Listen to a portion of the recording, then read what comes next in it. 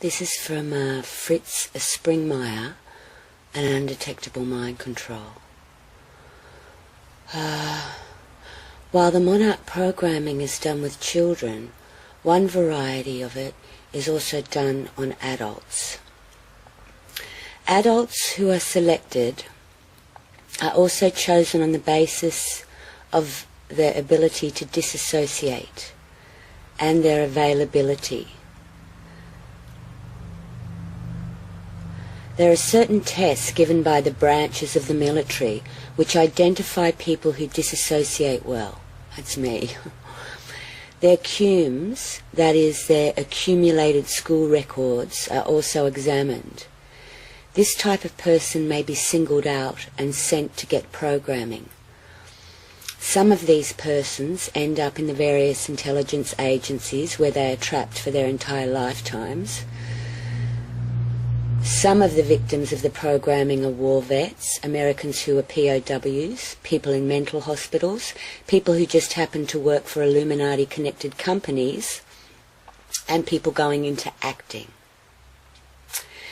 The intelligence agencies often begin mind control on adult individuals when an individual joins their organisation.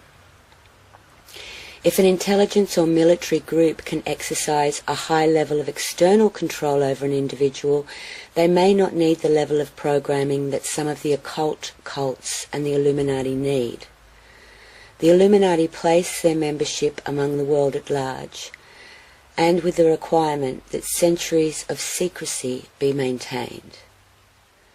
This secrecy can only be maintained by ensuring that strong early programming is done to create fail-safe systems with large number of dark altars and heavy layers of demonic forces.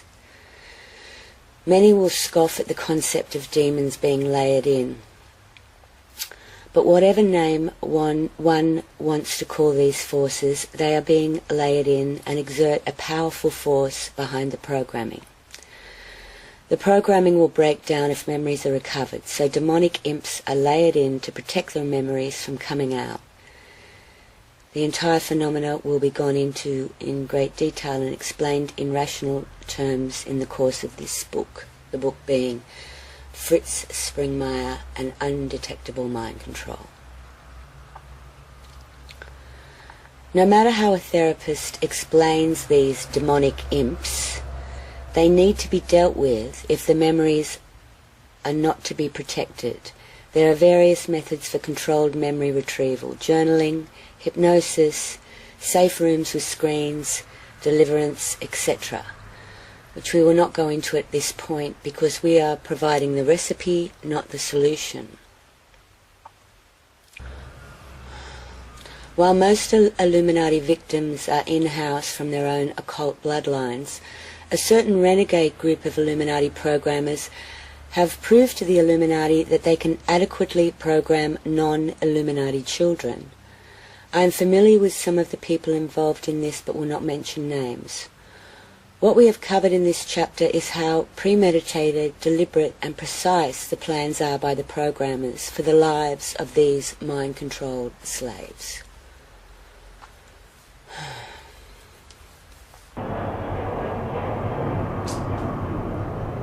So, where was I?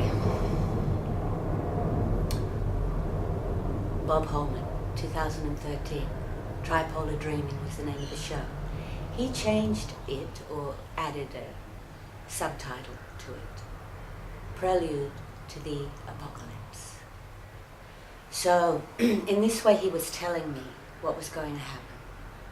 You know, he said so many things that were nonsensical, that just didn't make sense, like, and he was punning, he's always punning. They're all punsters, these dickheads. They're all punners, they're all punsters.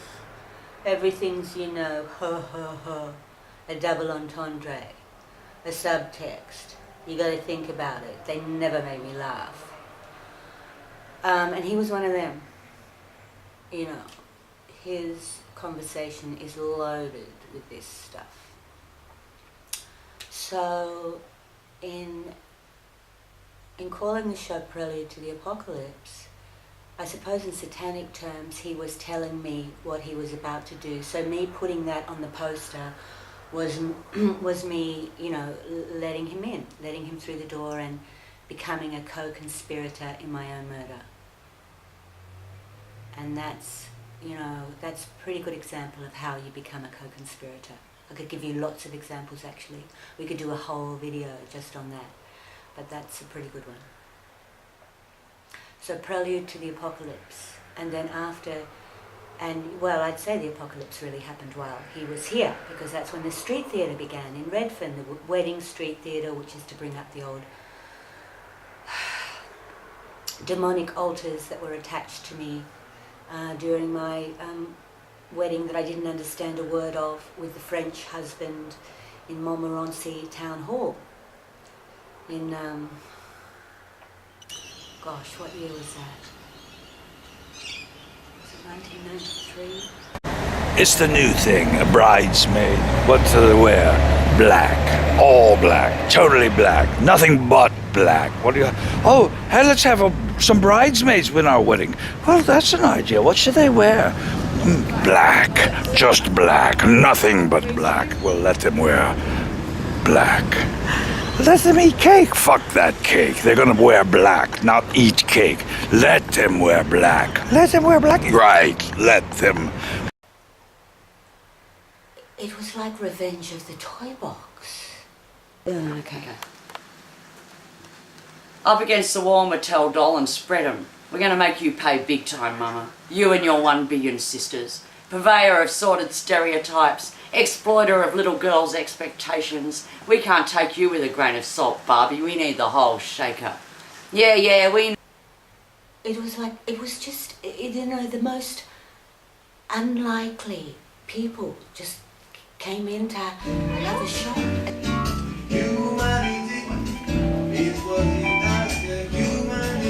think I have to get into bed. Yeah. So there was a price tag on my head. Well, there must have been. God. Thanks the camera. There's that. There was. Your Barbie bacchanal is over, babe. Didn't you know there's a price on your head? That's right, $1 a head. Even as we speak, legions of little girls are ripping their heads off battalions of Barbies and posting them to us for the rebate. Our ethnic cleansing of cliched icons has begun, and you're numero uno on the list, Barbie. So kiss your ass goodbye, bitch, and good riddance. Off with their head, boys.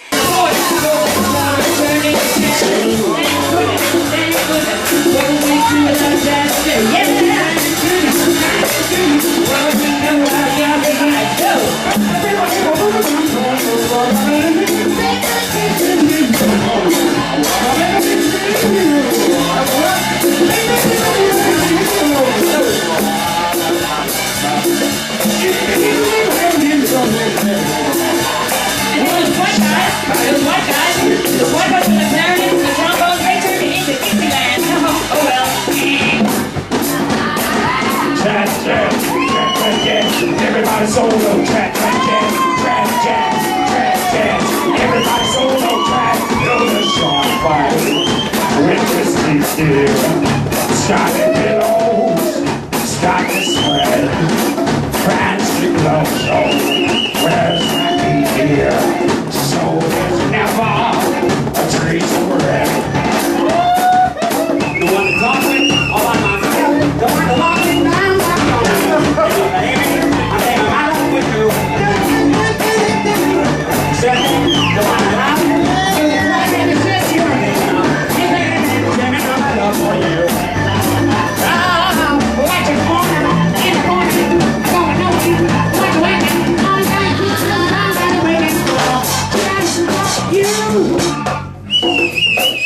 Jazz is a license. Jazz is a license to play out of tune. And then we got auto-tune. That fixed everything. Jazz to auto-tune.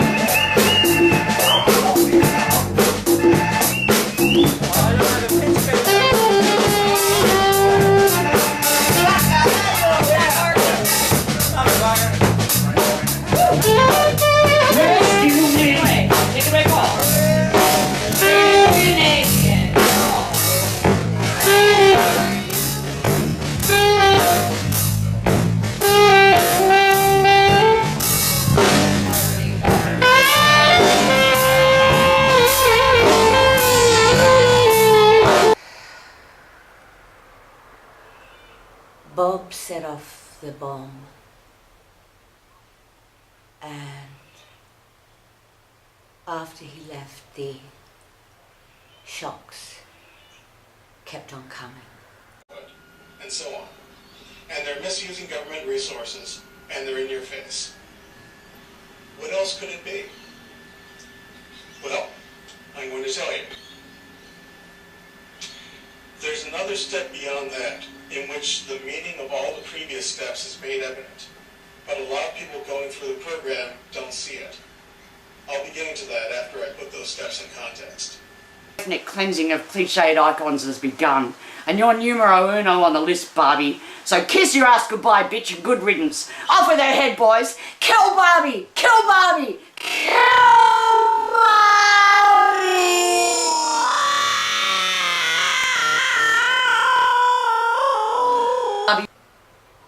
And you can't really call them aftershocks because they were full-scale missiles.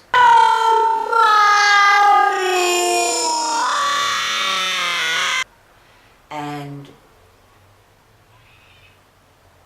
these people, you know, I think some of them were being advised by Bob, actually. But others were sort of wannabes. They knew what was going on and they wanted to show Bob that they knew, and they wanted to show off their prowess because they wanted to get the album, the end of the gig. You know, they wanted to be part of the brotherhood, part of the club. And you could say Zonk, otherwise known as Zed, that's his stage name. That was him, you know.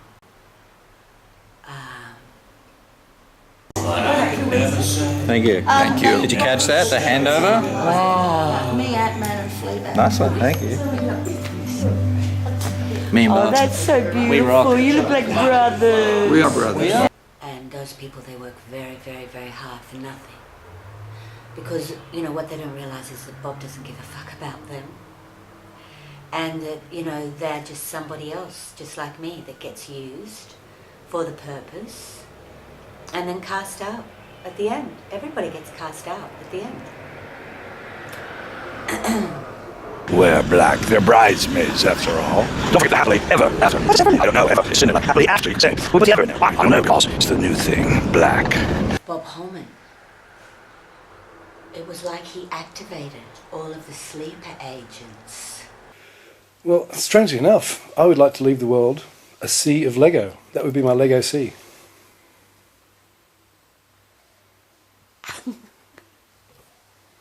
And if I want to do it in an Italian way, it could be like, let go, see? Let go, yes? Everybody should learn to let go, yes. Let go, see? Let go, see. I actually like spotting the homonyms in words, and words that sound the same but have a different meaning. Maybe a phrase that makes up one word that you were saying. Like even people's names, like Lou Reed, could be lurid. Dolly Parton could be Door Lip Parton. It makes you think. And sometimes you could even think Robert Down Here Jr. is just like Robert Downey Jr. The famous names we take, for example, like for granted, can actually be a phrase saying something totally different. Whether it's designed or just by chance, only the parents or Hollywood knows.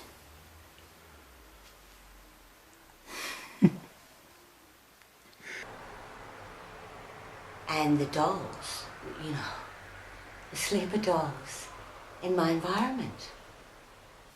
It's almost like being able to see into another dimension. Like, here's a name, but yes, but in the other dimension they are called this, and this is what we actually, the meaning we derive from their names in our subconscious is actually all there, but we're not knowing that we're understanding on that level, but maybe we do.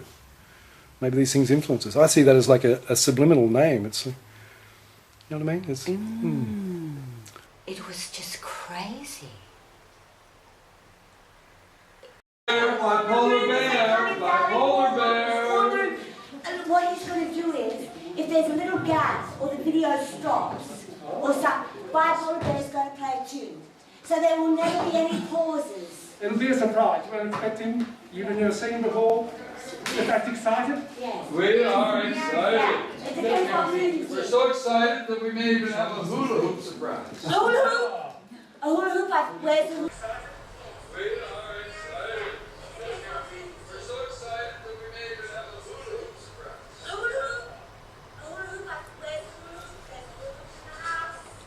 Okay, is there a hula hoop in the house? Remember that. Okay, warm it up, darling. Just warm it up as they take their seats. I'll just be the stuffed bear. A bit of piano. Darling, bit of piano. Bit more, yeah, bit more piano. Bit more piano. You know, in this, when you watch me and you watch how crazy I am, I'd just like to give you a bit of background. I'd been under heavy gang stalking, heavy, for, you know, if I'm really honest, it was around a decade. It was earlier, but, you know, when I felt cornered, it came in really hard. That had been going on for a decade. So I was tired, I was punch drunk, and I was totally reactivated. I was totally reactivated into slave mode and into sex slave mode as well. So by the time I got on stage, I'd been raped, because let's face it, you know, the sex had an agenda behind it, and that love had nothing to do with it.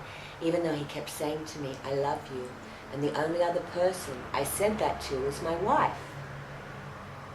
So, but he used the word wife as a trigger word, because he knew anything to do with marriage, wife, whatever, that would trigger me back into that trauma space, because my wedding was a trauma.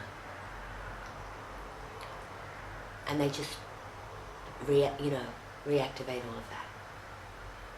That's why they set up the street theatre. I know I'm repeating myself, but there's so many pieces to that this puzzle, and I really need you to be able to see it. I need somebody to be able to see it.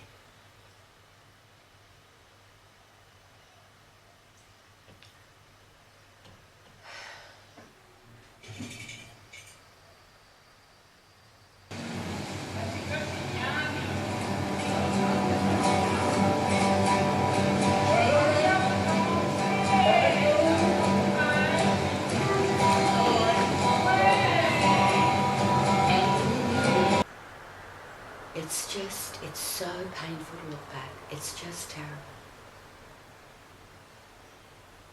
But looking back is the only way that I can really deconstruct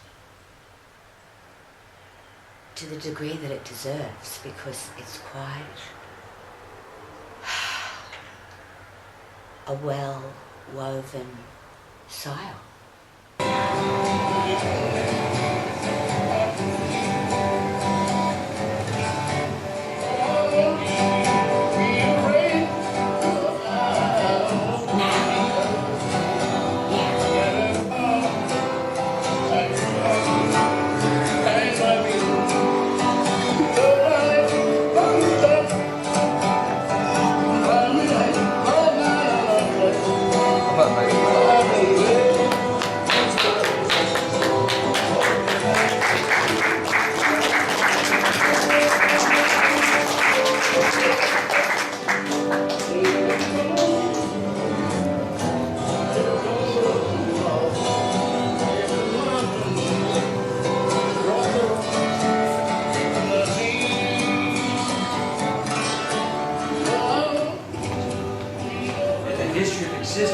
Never been an entrance like that one. I want to tell you that right now.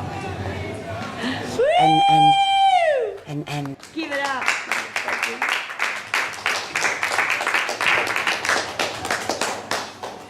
If we're gonna go fishing. If we're gonna go fishing. Go fishing. we're gonna go fishing.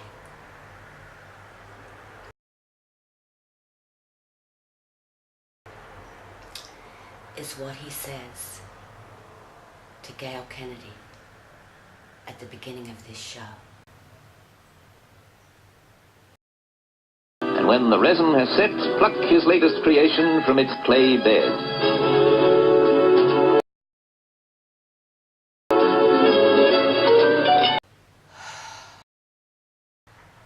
we're going to go fishing.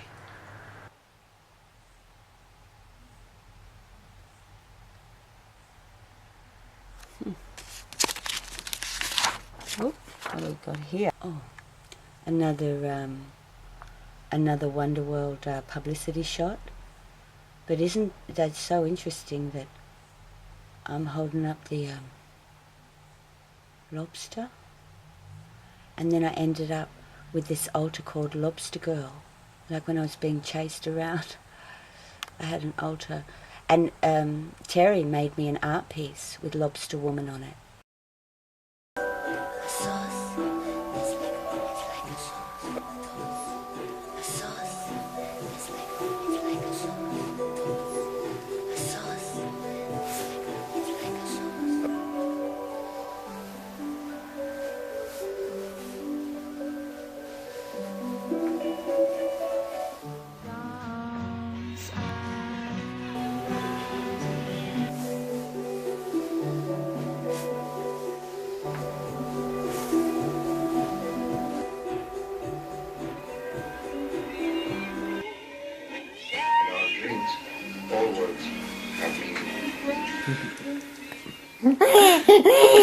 Oh, a bit more child support. Yay, put him in the pocket. Oh, there's another one. Pterodactyl man, cutting out the middle woman. Fuego, fuego, muy caliente. Love is blue. We love you.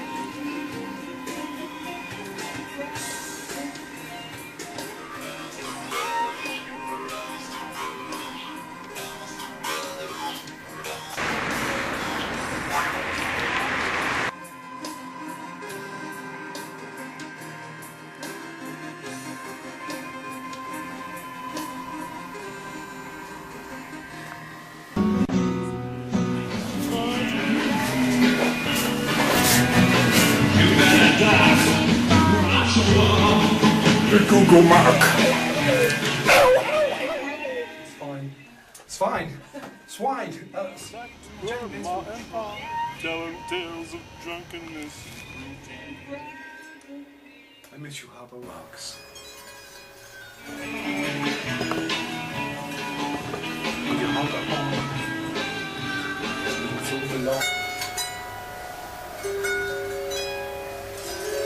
One night you changed places with your brother, Chico, and your own daughter didn't know the difference. You did the speaking part. But it wasn't a rock. It was a rock. Lobster.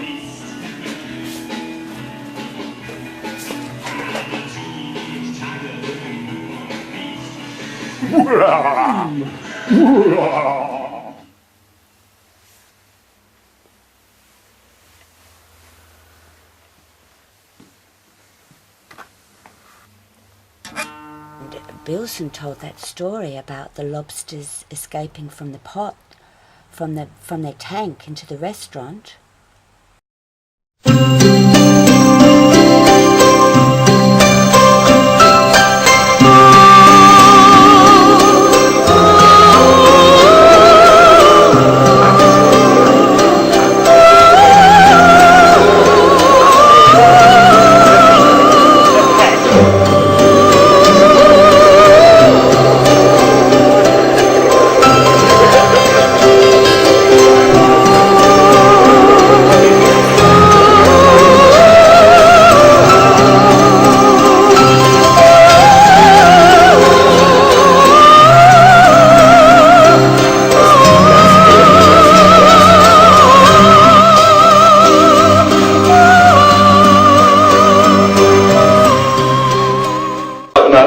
Or the Premier, or media billionaire Kerry Packer.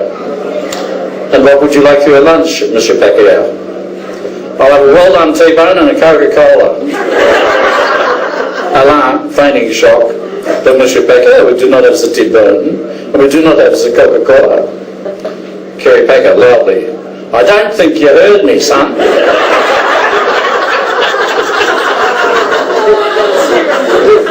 We sent a waiter up to the local pub, the Crown. And Monsieur Packer got his well-done T-bone at the same time as Monsieur Chisholm got his medal out of lobster. Rupert Murdoch was a lot more civilised. Our staff included Sue Walpole, later to become Commissioner for Women's Affairs, Marina Mansoufis, now head of program scheduling at the ABC. And then I had a penchant for choosing waiters who appeared to have a spare pair of socks stuffed down their front. Very bright women and Neanderthal men. So what was so special about the food at Tony's Mongoo? The fish was served whole then, and often still had rigor mortis, they were so fresh, and the lobsters were kept live, one escaping from the kitchen towards the front door, and you thought the lobsters weren't intelligent. Was spotted by Rudy Comment. I'll have that one. And as the lobster ran past, you know, his mates, his diners, one of them yelled out, "I'll have that one." I was that lobster. I became that lobster. Then we're going to go fishing. There's me, sort of trying to be the showgirl and the producer. See, all the multimedia stuff I created, and I chose the stories that we would use out of Man, Me and Fleabag, her book. She's a brilliant writer. And I chose her because I thought she was like real. But she was in on it too. And you know, I can't tell you how many Aboriginals they've used to break my heart. But Gail Kennedy, she was a surprise, you know. The MK stops you growing on a philosophical level. It just stops you. The same way that a heroin addiction will just cut off that growth. And when people straighten up from heroin, all the junkies I've known, ex-junkies I've known, they'll go straight to the age that they were when they took up the needle, and they'll start growing again. And MK's a lot like that. So I may have been, 50 when this was happening. But really, I was maybe 14.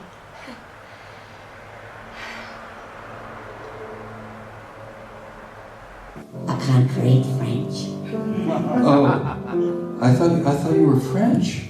No, I'm Australian. Oh, I'm a poet, he countered. I want to see you again. Where can I meet you? Oh, I like this courage. Here, tomorrow. I didn't tell him that I was engaged to be married and that within a month I would be a Frenchman's wife. I liked the way he looked at me. And in a month, no one would ever look at me that way again. I was leaving that life behind, the curious, artistic life.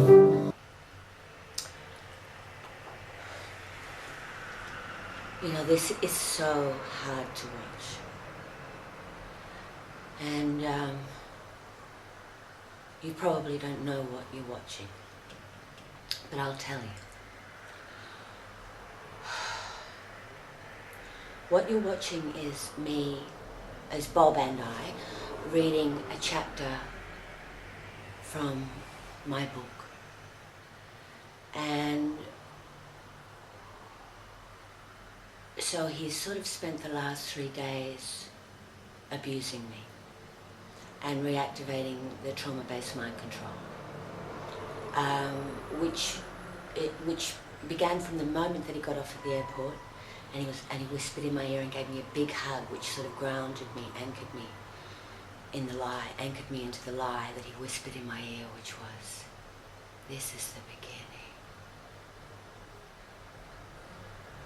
And, it's interesting how he started the show by whispering in Gail's ear, and now we go fishing. Right? He always states the mission.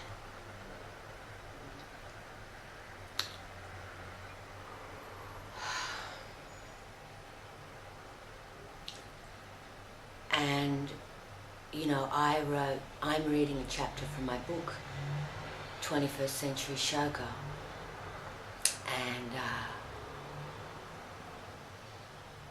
Bob knows what's going on. He knows that the poet's a spook. And in a way, they've sort of set up almost an ancestral dilemma in me, you know, the artistic life or the married life. Well, of course, my great-great-grandmother, Octavia Hamilton, or soprano of colonial Australia. I need to sneeze. Excuse me. My great-great-grandmother, Octavia Hamilton, well, you know, she just really tried to have her cake and eat it too. But you know, she was forced into marriage at 15 because she was fiddled with by a lodger under her father's roof. So, you know, by today's standards, and by any bloody standards, I reckon, he's a pedo. So, you know, he took her to Melbourne, she found her love in art and singing, and she found her soul expression, and you know, that wine merchant who she ultimately moved in with, you know, he was also doing the books for the Philharmonic Orchestra, apparently. So, you know, they would have shared a love of music, a love of wine. You know, he made her happy. I mean, who knows, he could have just been another handler, but I somehow don't think so. And she you know, she never had that choice, that real choice that you have when you choose a life partner, when you've reached a level of soul maturity. And you know who you are.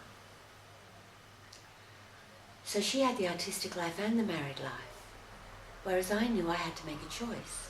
It was one or the other. And they set up such a situation for me in Paris. In Paris. And then I hear from Kay Griggs that Paris is one of these sort of, you know, guerrilla domestic terrorist sort of playgrounds where they sort of, it's got a lot of, you know, just like New Orleans, you know, it's got this sort of infrastructure set up. But in the intelligence world, and in the communist world, and the world that my husband was in, one had to know French because all of the terrorist trainers and the guys who were funding all the guerrillas and everything were in Paris and New Orleans. Vous comprenez? Oui, monsieur. I've been really enjoying learning French, and it's like I've got the feeling like a rebirth into a new world of language where I'm like a child that's understanding maybe 1 or 2 words out of 5 or 6. If I watch a film, I don't always have to watch the subtitles, and I can tell when they're writing different things from what they've said. And I can think, oh, that phrase is the way they would say what we take as that phrase. And opening up a whole new world. I'd love to go to Paris one day. France in general would be very nice. And who wouldn't want to be in Brittany? Oh, cut! For the street theatre and for the whatever. So all of this was orchestrated in Paris. Bob knows this, I don't. Bob knew this from the beginning. Bob knew this before he came to Sydney. Bob knew I was a Monarch program slave. Bob treated me like a Monarch program slave, and I responded like a Monarch program slave to the I was casting it off with my leather miniskirt in my 20s. Marriage to the Frenchman would mark a new stage in my life. I would no longer be the woman in search of a revolution. I would reinvent myself as wife and mother. The social sanctity of marriage would bring me back in from the fringes. I would at last become the sort of woman that my mother could relate to. The poet was a last peep into the life that I was leaving behind.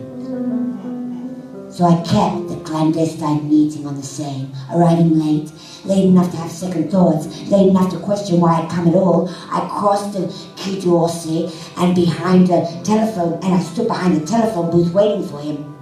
He came late enough to give me time to change my mind. I watched him arrive, stop, look around, keep walking. When he had disappeared from view, I took the opposite direction towards the metro, limp with relief.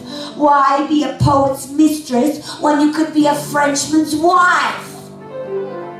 I forgot him then, quickly and without regret. Filled my days with marriage preparations, didn't give the poet another thought, until one morning I opened the English-speaking newspaper to find a framed advertisement. Desperately seeking Wednesday. I met you at the American church in Paris. Where are you? I don't have your phone number. Ring me. The poet. And what you're watching on stage is, it's the culmination of the trauma, the re-triggering of the trauma, through the Wedding Street Theatre, through Bob saying, I love you, and the only other person I've said that to is my wife. By Bob also sort of trying to drop in the opera house here, there, and everywhere as another trigger, and try to get his mate, who was a composer who apparently played the opera house, to be a part of the game, which I stopped actually. I did have a feeling what was going on, and I actually cancelled before he came, but he talked me back into it again because he's a very, very, very good handler programmer. He's excellent. That's why he runs the slam culture in New York. So what you're watching on stage right now is, it's the end of like 3 or 4 days of sleeplessness, of being fucked, literally, of this weird street theatre happening all around me. Everybody's in on it, my lighting and technician person, all the people who are on stage with me. I'd say over 2/3 of the audience, I'd be surprised, like,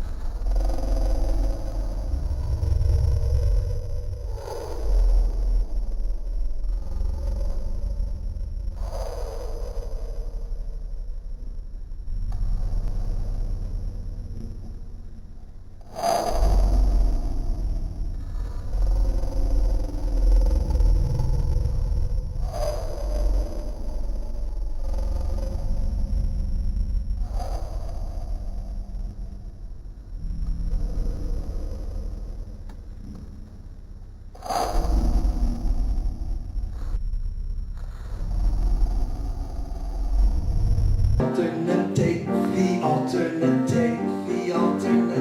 Oh, the rest of resolution is not a solution.